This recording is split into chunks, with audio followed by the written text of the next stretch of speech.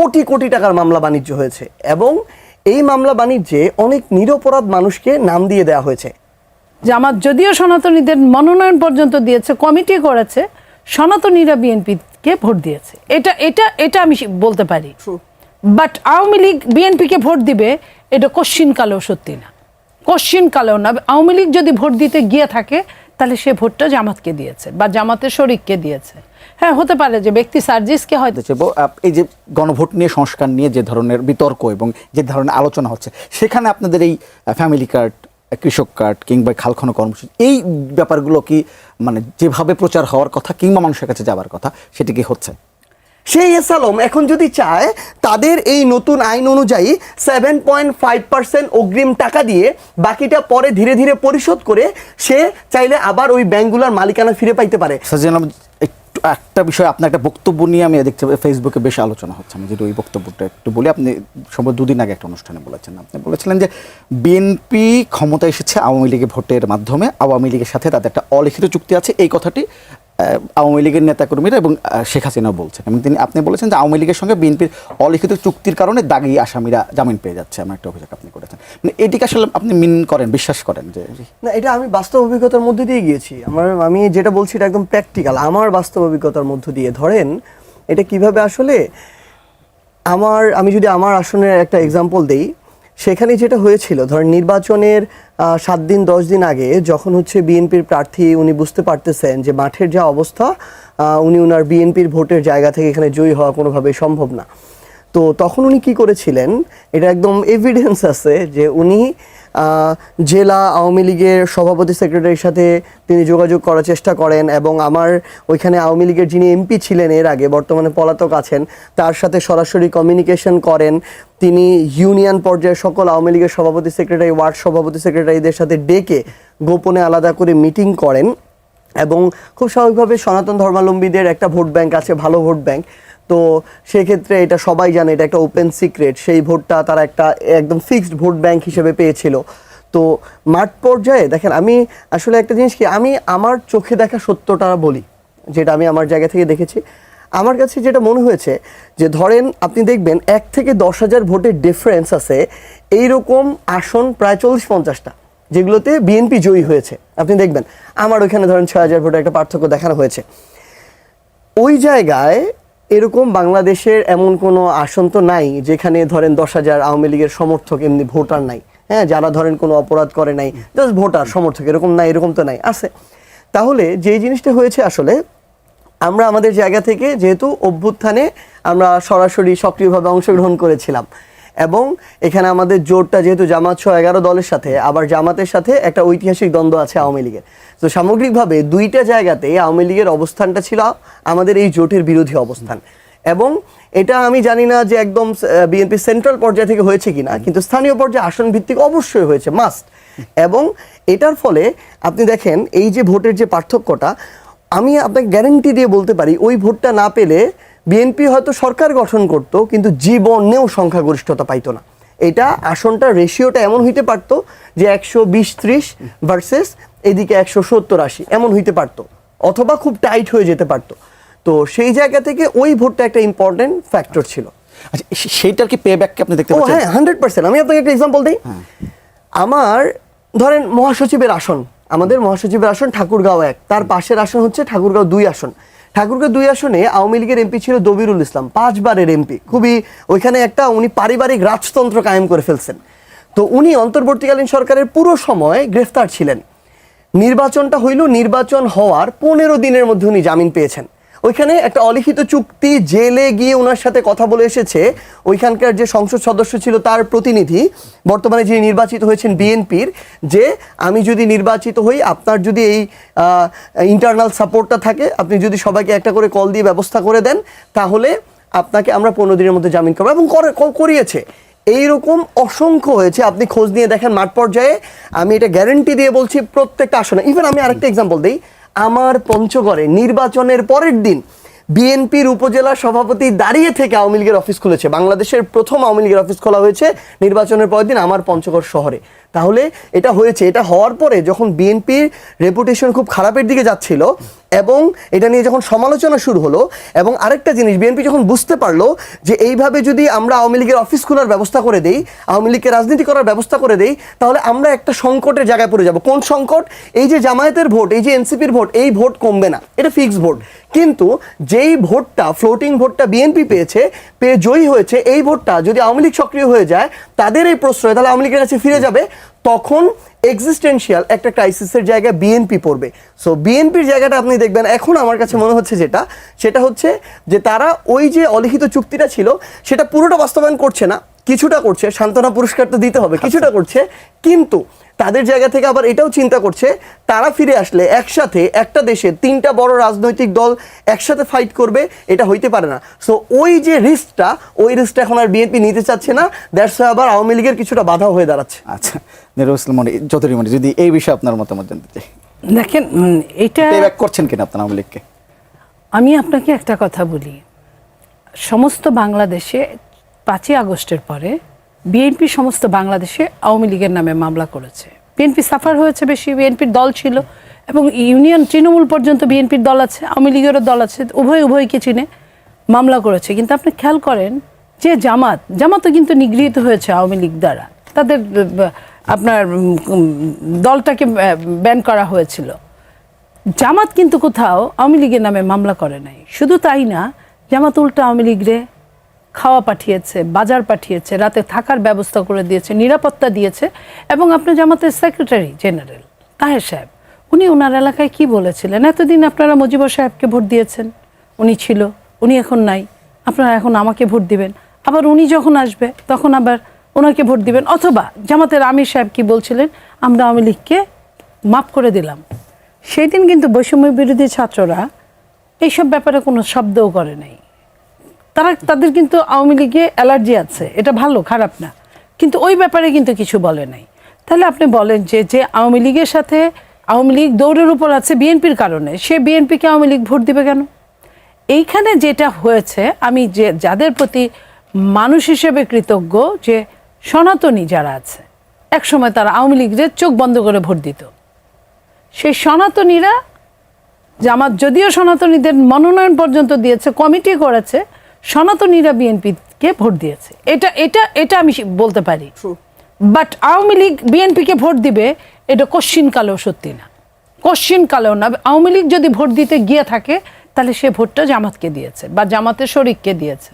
হ্যাঁ, হতে পারে যে ব্যক্তি সার্জিসকে হয়তো দিল না, কারণ তারা মনে করে যে এই বৈষম্য বিরোধী কিছু ছেলেরা বা একসময় আমাদের সাথে ছিল, এরাই আমাদের সবচেয়ে বড় সর্বনাশ করেছে, এটা মনে করতে পারে।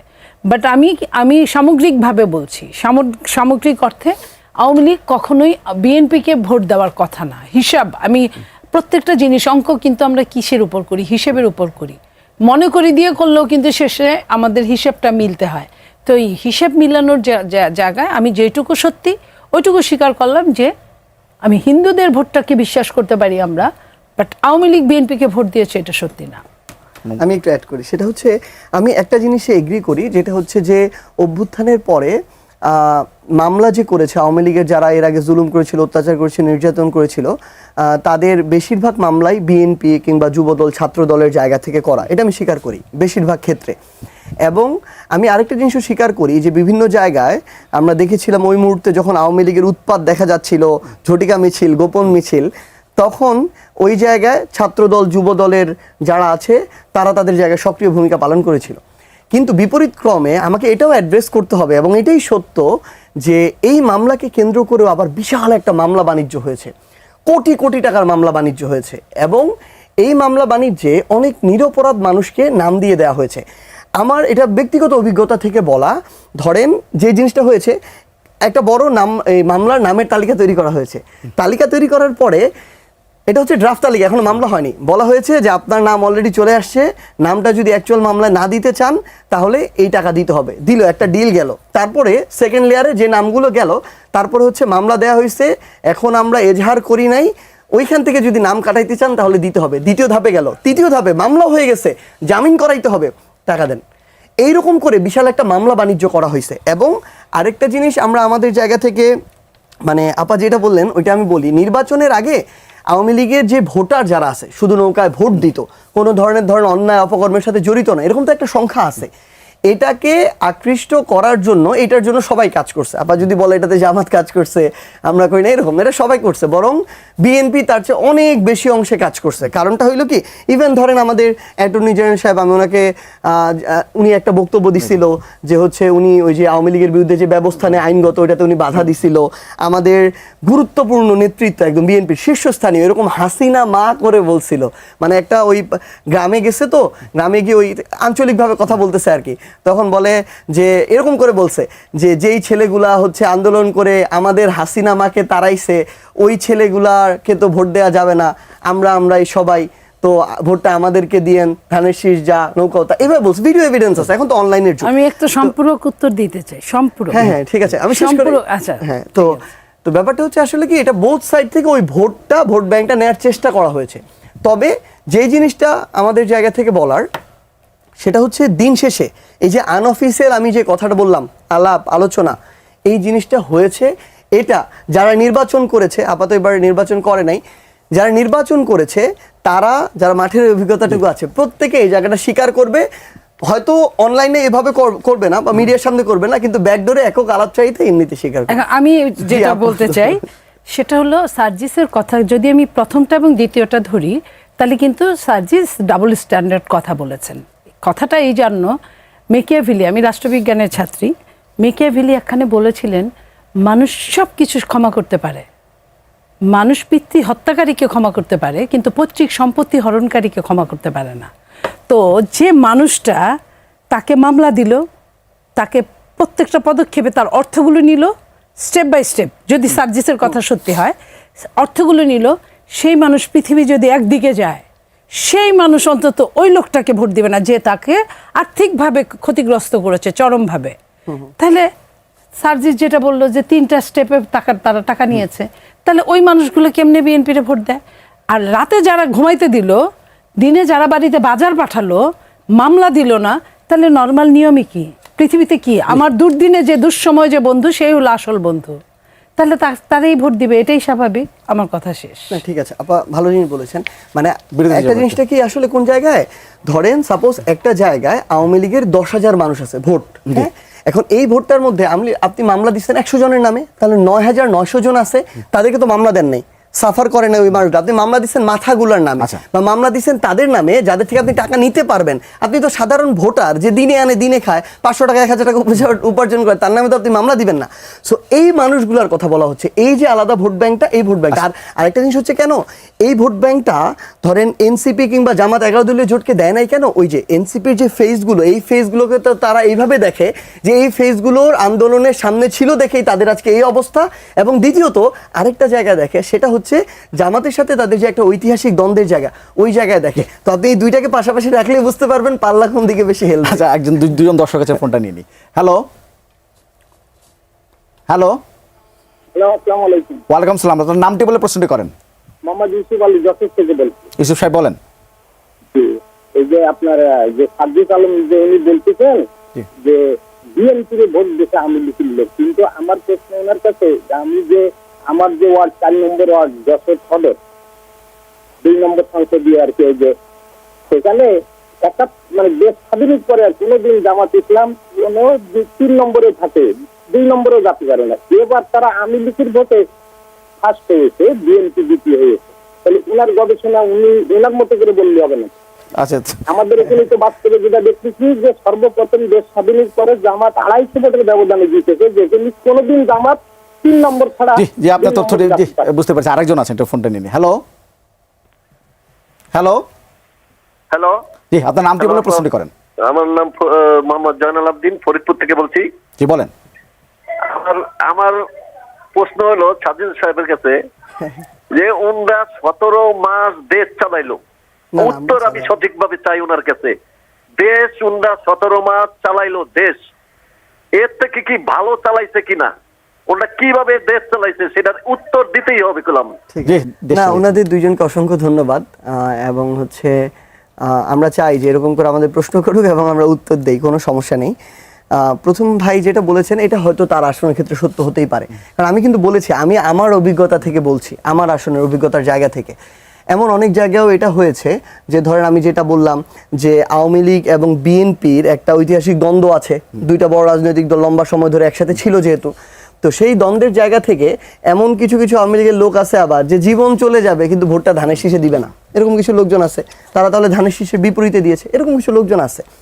আবার আরেকটা ক্রেডিট আপনার জামাতকে দিতে হবে যে অভ্যুত্থানের পরে ধরেন বিএনপির কিছু নেতাকর্মী, আমি কিন্তু সবার কথা বলছি না, সো ঢালাওভাবে এটা যেন আবার বিএনপি গায়ে না নেয়, বিএনপির কিছু নেতাকর্মী কিন্তু মানুষের উপরে জুলুম করেছে, চাঁদাবাজি করেছে, ক্ষমতার অপব্যবহার করেছে।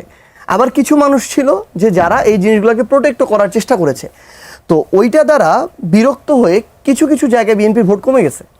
আবার জামাত তাদের জায়গা থেকে আপা যেটা বলছে এটাকে আমি এখন অ্যাড্রেস করি, তারা কিন্তু ওই ধরনের ধরেন মামলাতে যাওয়া, ওই ধরনের নির্যাতন করা, নিপীড়ন করা, এটার সাথে তাদের কোনো সম্পৃক্ততা দেখানো যাবে না, বরং এটা দেখানো যাবে যে তারা 10 কেজি চাল দিয়ে আসছে, তারা প্রয়োজনে 2000 টাকা দিয়ে আসছে, এটা দেখানো যাবে।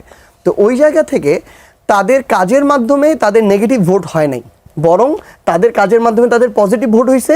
আবার কিছু vote auto anti BNP vote এখানে এসে জয়েন করছে। তো এটার কারণে বিভিন্ন জায়গায় পার্সপেক্টিভ ডিফারেন্ট, এটা একটা জিনিস। আর আরেকজন ভাই যেটা বললেন, আসলে 17 মাস তো আমরা ক্ষমতায় ছিলাম না, 17 মাস ছিল অন্তর্বর্তীকালীন সরকার ক্ষমতায়। আমরা আমাদের জায়গা থেকে অভ্যুত্থানে আমাদের মনে হয়েছে আমাদের এই যৌক্তিক লড়াইয়ে আমাদের থাকতে হবে সামনের সারিতে, যত অন্যায় আসুক, অত্যাচার আসুক, নির্যাতন আসুক, এটাতে আপোষ করা যাবে না। এবং ডিবি অফিস থেকে আমরা ওই ডিবি হারুনের দেওয়া কাগজটাতে যখন পড়া হইলো যে আমরা কর্মসূচি প্রত্যাহার করতেছি, ওইখান থেকে বের হয়ে 1 ঘন্টা পরে আমি আবার পোস্ট দিছি ফেসবুকে, এখনও ওই পোস্ট আছে আমার, যে আমাদের এই লড়াইটা চলবে। সো আমরা ওই জায়গায় আপোষহীন ছিলাম। এরপর অন্তর্বর্তীকালীন সরকারকে দেয়া হয় এবং অন্তর্বর্তীকালীন সরকার তাদের জায়গা থেকে যেটা চালিয়েছে, আমাদের যতটুকু প্রত্যাশা ছিল ভাইয়ের মতো আমরা প্রত্যাশা অনুযায়ী পাইনি। তবে তারা তাদের জায়গা থেকে যে আমাদেরকে সংস্কারগুলো কিংবা জুলাই সনদ অন্তত এইটুকু 1.5 বছরে যেটুকু আমাদেরকে দিয়ে গিয়েছে, আমরা এইটুকুর জন্য তাদেরকে ধন্যবাদ জানাতে পারি। তবে প্রত্যাশা যতটা ছিল, যতটা বোল্ড ভূমিকা তাদের জায়গা থেকে আমরা আশা করেছিলাম, কিংবা তাদের সময়ে যেই সংস্কারগুলোর আমরা বাস্তবায়ন চোখে দেখতে চেয়েছিলাম, যেগুলো তারা পরবর্তী সময়ের জন্য ছেড়ে দিয়েছে, ওইগুলো আমরা প্রত্যাশা মতো পাইনি। আপনার কাছে আসি, এই সাম্প্রতিক সময় দুটো ঘটনা যদি বলি, একটা হচ্ছে রাজধানী শ্যামলীতে একটি হাসপাতালে চাঁদাবাজি করতে যে যুবদলের একজন কর্মী, সিকিটি হাসপাতালে ধরা পড়েছেন, অ্যারেস্ট হয়েছেন, যুবদলের একজন নেতা জড়িত ছিলেন। এবং কুষ্টিয়া একটি মাজারে বা যদি বলি পীরের দলবায় হামলা হয়েছে, পীরকে পিটিয়ে হত্যা করা হয়েছে। আপনারা চাঁদাবাজির বিরুদ্ধে কথা বলছে সরকার, মবের বিরুদ্ধে কথা বলছে সরকার এবং কঠোর অবস্থানের কথা বলছে। যখন এই ঘটনাগুলো ঘটে তখন আসলে সেই কথা, যে কঠোর অবস্থানের জায়গাটা কোথায়? দেখেন, আমি খুব ভালো কোশ্চেন করেছেন, আমি খুবই খুশি এই কারণে যে আমি ভদ্রলোক ডাক্তার যিনি কামরুল সাহেব, আমি তার ভীষণভাবে ভক্ত। একটা মানুষ আমাদের পাশের দেশ কিডনির ট্রিটমেন্ট করে, তারপরেও কম লাগে, তারপরেও 20 লাখের নিচে না। যে মানুষটা 5 লাখ টাকায় কিডনি ট্রান্সফার করে, কোনো পয়সা নেয় না মানুষের কাছ থেকে, যতটা সম্ভব চেষ্টা করে। এই ধরনের ডাক্তারদের কোনো জাত থাকতে নাই। কখন কোন সরকার তাকে কোন পুরস্কার দিল, সে কিন্তু ওই পুরস্কারের লালায়িত হয়ে কিন্তু এই কাজগুলো করে নাই, তার বিবেকের তাড়না থেকে করেছে। এইখানে যারা গিয়েছে, আমি বলবো না যে বিএনপি ফেরেস্তা দল, বিএনপি মানুষের দল। বিএনপি ভুলভ্রান্তি হতে পারে, বিএনপিতে লক্ষ লক্ষ মানুষ কাজ করে, তার মধ্যে 2, 4, 5টা তো জানেনি। একটা সোনা বানাতে গেলেও কিন্তু খাদ না মিশালে ভালো গহনা হয় না, সেইখানে হতে পারে। সেইখানে আপনারা দেখবেন যে সরকার কতটা এটার প্রতি আপনার আইনের শাসন প্রয়োগ করে। ইতিমধ্যে অ্যারেস্ট হয়েছে এবং জঘন্যতর ঘটনা, আমরা তার শাস্তি চাই, নাম্বার 1। নাম্বার 2, যে ঘটনাটাকে পীর নিয়ে যে আমরা মবের কথা বলতাম, 18 মাসের আপনার ইন্ট্রিম সরকারকে মব যে চালুটা হয়েছিল, মব কোনখান থেকে, এর আগে সন্ত্রাসী ঘটনা ছিল, পরে ইন্ট্রিম গভর্নমেন্টের সময় মব মব মব মব আমরাও তাই বলি। সেই মবের একটা শেষ হবে, এটাই কিন্তু আমাদের সরকার তাই মনে করেছে, এই 1.5 মাস 2 মাসের সরকার, এবং বলেছেনও, স্বরাষ্ট্রমন্ত্রী বলেছেনও। কিন্তু এই যে ঘটনাটা, কোনো সরকার কিন্তু সরাসরি গিয়ে মব করে না, কিংবা মব প্রতিহত করতে পারে না। কারা করে প্রতিহত? তার হ্যান্ডসগুলো। আমার কথা হচ্ছে যে ফেসবুকে আগের দিন যে পোস্টগুলো দেওয়া হয়েছিল যেভাবে, এবং যারা যারা জড়িত, তাদের কিন্তু চাইলে, আমি আজকেও একটা সেমিনারে আমি বলে আসছি এই কথাগুলো, তারা কিন্তু চাইলে পরের দিন সকালে, তাদের কাজ কি, যারা এই যে সাইবার নিয়ে কাজ করে, এই টিমগুলোর কাজ হলো পরের দিনই তো এদেরকে অ্যারেস্ট করবে বা এখানে বন্ধ করবে, 144 ধারা জারি করবে। তারা কিছুই করে নাই। এবং একটা মৃত্যুকে, তা সে যত বড় অপরাধী হোক না কেন, তার শাস্তি হতো, কিন্তু তার তো এই ধরনের মৃত্যু আমরা কাম্য হতে পারে না কোনো মানুষের দ্বারা। এই যে ঘটনাটা ঘটলো এবং আজকে 2 দিন হয়ে গেছে, শনাক্ত করা হয়েছে, আমরা শুনেছি 19 জন শনাক্ত করেছে কোনো দলের, যারা হতে পারে, আপনারা বাংলাদেশের মানুষও বুঝে যে এই যে পীর, আপনার যারা গান গায়, যারা শরীর চর্চা করে, তাদের পেছনে কারা লাগে এবং কারা লেগে আজে বাজে কথা বলে এবং অ্যাকশনে, যেটা আপনার অন্তর্বর্তী সরকারের সময় আপনার লাশ তুলে পুড়ে ফেলা হলো, গাজীপুরে আপনার একজনকে মেরে পোড়ানোর ব্যবস্থা করা হলো। এই যে এই মবগুলো, এই একই সন্ত্রাসী কার্যক্রম কিন্তু প্রায় একই। এইটা যাদের ধরা উচিত, সেই আইন শৃঙ্খলা রক্ষাকারী বাহিনী। আমরা কিন্তু ভুলে যেতে চাই যে 2024-এর 5ই আগস্ট পর্যন্ত তারা কি করেছিল, আমাদের ছেলেরা তাদের সাথে কি করেছিল। আমরা এখন চাই যে গণতান্ত্রিক একটা দেশ হবে, তারা তাদের কাজ করবে, আমরা আমাদের কাজ করব। কিন্তু এখনো যদি তারা সেই পুরানো ফ্যাসিস্টের কর্মচারীর মতো আচরণ করেন, তারা যদি সরকারকে বিব্রত করার জন্য, দেশের মানুষকে অসহায়ের মতো ট্রিট করার জন্য এই কাজগুলো করেন, এটা আমার মনে হয় যে তাদেরকে একবার তারা রোষানলে পড়েছে, বারবার তারা রোষানলে পড়ুক, আমরা এটা চাই না। হ্যাঁ, আসলে আবার এখানে আমি একটা জিনিস বলি কি, ট্রু, মানে এই জিনিসগুলোকে আমাদের নিয়ন্ত্রণ করতে হবে। তবে এটার জন্য আমি যদি বলি, আমাদের মাননীয় স্বরাষ্ট্রমন্ত্রী, উনার এই জায়গায় ফোকাস দিতে হবে। মানে উনি স্বরাষ্ট্রমন্ত্রী হিসেবে দায়িত্ব নেওয়ার পরে উনি আসলে যেটা জুলাই সনদের ওই ঐক্যমত্য কমিশনে উনি তো প্রতিনিধিত্ব করেছিল, এবং পরবর্তী সময় সংসদ যেহেতু এই কেন্দ্রিক একটা বিস্তর এবং গরম আলোচনা চলছে, ওনার ফোকাসটা পুরোটা আমার মনে হয় এই কেন্দ্রিক। এখন উনি ওনার মন্ত্রণা কেন্দ্রিক ফোকাস দিতে পারে নাই, ওই জায়গায় ফোকাসটা দেওয়া জরুরি। আর সিকেডিতে যে ঘটনাটা ঘটেছে, দেখেন এটা একটা এক্সাম্পল। হ্যাঁ, ওই যে ধরেন বলে না, যদি চোরের যদি 10 দিন হয়, গেরস্থেরও 1 দিন হয়, তো এটা ওই 1 দিন, কিন্তু বাকি 9 দিন সামনে আসে না। কেন আসে না জানেন? কারণ বাকি ডাক্তাররা ওই যে ডাক্তার কামরুল না, ওনার মতো পরিচিত না। তো এই জন্য এরকম অসংখ্য ঘটনা বাংলাদেশে প্রতিনিয়ত ঘটছে, যে ঘটনা হয় মিডিয়ার অ্যাটেনশন পাইতেছে না। যেমন ধরেন আমাদের জামাতের একজন মহিলা কর্মীকে নিয়ে যাওয়া হলো আটক করে, মানে অন্যায়ভাবে, এবং এটা যখন পুরো দেশের ফোকাসে আসলো, তখন সাথে সাথে কি করা হলো, একদিনের মধ্যে তাকে ছেড়ে দেওয়া হলো, সকাল হতে না হতেই। আবার ওই দিনই ঠাকুরগাঁওতে আমাদের মহাসচিব এবং স্বরাষ্ট্রমন্ত্রীকে নিয়ে ফেসবুকে পোস্ট করার কারণে এনসিপির যুব সংগঠন জাতীয় যুব শক্তির একজনকে আটক করা হয়েছে, তাকে এখন পর্যন্ত জামিন দেওয়া হয়নি। তো ব্যাপার যেটা হয়, আসলে যেটা ফোকাসে আসে ওইটার তৎক্ষণাৎ ব্যবস্থা নেওয়া হয়, কিন্তু সামগ্রিকভাবে এই পুরো সিস্টেমটাকে তো কন্ট্রোল করতে হবে। এই জন্য দলীয় জায়গা থেকে তাদের স্ট্রং আর অবস্থান থাকা জরুরি। আরেকটা জিনিস যেটা শেষ করব, সেটা হচ্ছে, জি বিরতি যাব, হ্যাঁ, আরেকটা জিনিস শুধু, আচ্ছা তাহলে আমরা হচ্ছে, মানে আমি এই জিনিসটা শুধু অ্যাড করি, সেটা হচ্ছে আপা ইয়ার ক্ষেত্রে যেটা বললেন, যেটা আমরা ঘটনাটা দেখলাম যে একজন পীরকে এভাবে পিটিয়ে মেরে ফেলা হলো, আমি আমার জায়গা থেকে মনে করি যে এই ঘটনাগুলো এইভাবে হইতে পারে না। এইটার জন্য সরকারকে, আইনশৃঙ্খলা রক্ষাকারী বাহিনীকে এবং বিচার বিভাগকে দরকার হলে একটা দ্রুত বিচার করতে পারবে এরকম একটা ট্রাইব্যুনাল করতে হবে, যার মধ্য দিয়ে খুব দ্রুত এটার একটা বিচারিক রায় হবে, যারা জড়িত তাদের আপনার শাস্তি নিশ্চিত করতে হবে। যদি এটা না হয়, তাহলে এরপর আরেকটা ঘটনা হবে, যেমন জাস্ট এই মোহাম্মদপুরে আপনি দেখবেন 2 দিন আগে দিনে দুপুরে প্রকাশ্যে 10 জন মিলে সিসিটিভি ফুটেজ আছে, কুপিয়ে, রামদা দিয়ে কুপিয়ে একজন মানুষকে মেরে ফেললো। ওই 10 জনকে এখন 20-22 বছরের ছেলে, হ্যাঁ, ওই 10 জনকে এখন পর্যন্ত গ্রেফতার করা হয় নাই। তাহলে ওরা তো আরেকটা খুন করার জন্য এই সাহসটা পেয়ে যাবে।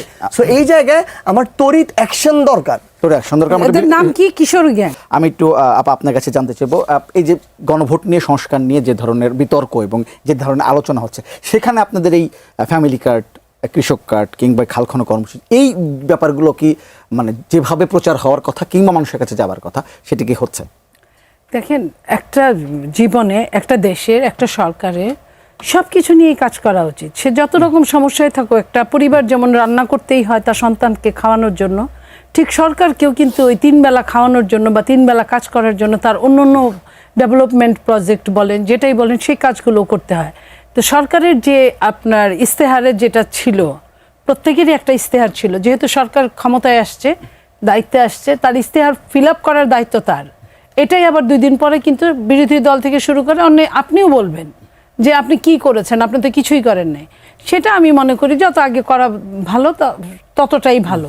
সেটাও চলুক, এটাও চলুক। আন্দোলনের জায়গায়, সংসদের জায়গায়, উন্নয়নের জায়গায়, এবং ধারকর্য করার জায়গা। কারণ বাংলাদেশের অবস্থা যে কেমন অবস্থার মধ্যে দিয়ে একটা সরকারকে আসতে হয়েছে এটা আপনারাও জানেন। সো সব কিছু মিলে আমরা মনে করি যে সরকারকে বসে থাকলে চলবে না, সরকারকে গালিও খাইতে হবে, কাজও করতে হবে, কাজ দেখাইতে হবে, আর যে কাজ করে সমালোচনা তারই হয়, এটা আমি মনে করি। তো সরকার যত সমালোচিত হবে তত সরকারের কাজ করার ক্ষেত্রটা বাড়ানো। 127 দিনের পারফরমেন্স আপনি খুশি করে এখন পর্যন্ত?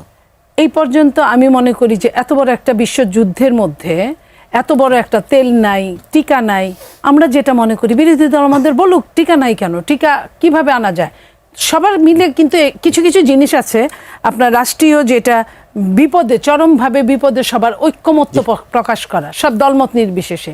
এই যেমন টিকাটা এটা একটা ক্ষেত্র, তেলটা এটা একটা ক্ষেত্র, এই জায়গাগুলোই কোনো সরকারি দল বিরোধী দল থাকার কথা না। আমি শাহজাহান আলম আপনার কাছে যাবো। আমি যদি এই প্রশ্নটা আবার আপনাকে কোনো অন্যভাবে, যে আপনারা যে গণভোট নিয়ে আছেন, সংস্কার নিয়ে যখন আপনারা কথা বলছেন বা পড়ে আছেন যদি বলি, তখন বিএনপি তো তাদের এই ফ্যামিলি কার্ড, খাল খনন, কৃষক কার্ড নিয়ে এগিয়ে যাচ্ছে, তারা তো তাদের প্রতিশ্রুতি পূরণ করেই যাচ্ছে।